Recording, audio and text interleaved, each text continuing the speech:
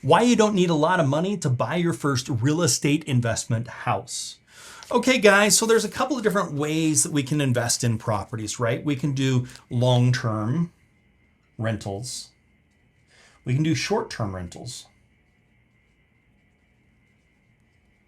Okay, this is like your VRBO, or Airbnb. Long-term rentals is where you put a tenant in there for a year, 2 years, 3 years, but it's long-term. Short-term, nightly rental, that type of stuff. It's got to be zoned for that, so make sure you're there.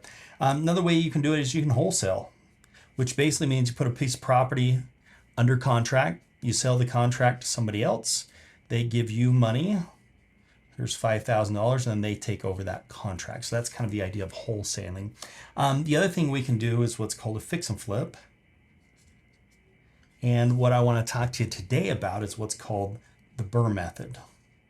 Okay, the BRRRR method is buy, renovate, rent, and refinance is how the BRRRR method is actually going to use. And the reason you use that is to get into a rental property with little to no money into that. That's the goal of this. So the BRRRR method could be used for your VRBO short-term rental or for your long-term rental. The other thing that's really important to realize here is if you're using the BRRRR method, you're actually going to do a fix and flip, and then you're going to refinance into a long-term loan. That typically would be like a DSCR loan or something like that. If you have the credit income, then you could do something where it's actually not a DSCR and get a better rate. DSCR loan is debt service coverage ratio, which basically means that the coverage of the income needs to cover the debt service at a certain proportion. Usually 1-to-1 is what they're looking for, sometimes a little more. Sometimes you can get a little bit less, but that's basically what they're looking for. So ideally, let's just say if the ideal situation is that you're making some money, that you can go and put 20% down on a property, get a loan for 80%. That would be the ideal situation, okay? If you had 20% down.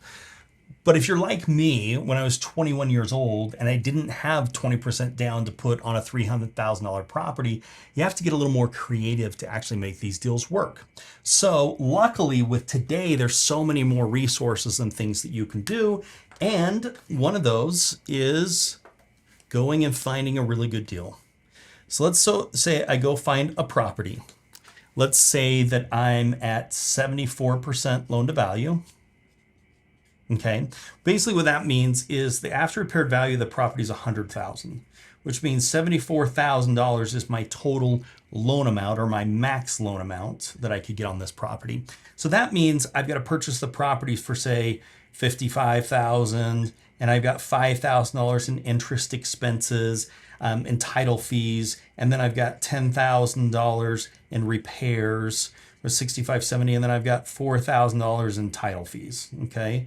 If I can do that, and I have a lender like myself that's willing to give 100% as long as it's within 74% of the after repaired value, all of this is going to get rolled in, including the interest that I'm going to have to pay during that period of time gets rolled into this, okay?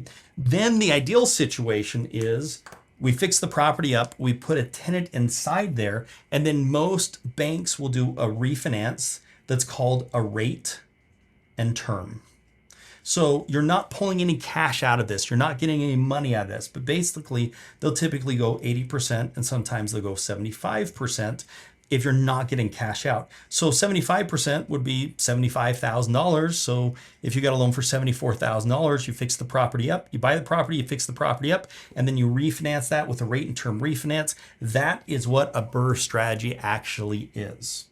Now, it's harder to get a BRRRR type deal because you've got to get a better deal than somebody else that's just going to put 20% down. And the reason is because you're not putting the 20% down. So you've got to negotiate and find a good deal that's going to have some of that value once the repairs are done to the property, right? You're going to increase the value of this property by doing value add, by doing these repairs to the properties, making the property better, maybe making the bathrooms better, the kitchens better, whatever the case is, but within the existing footprint, you're making that property better to enhance the value or value add.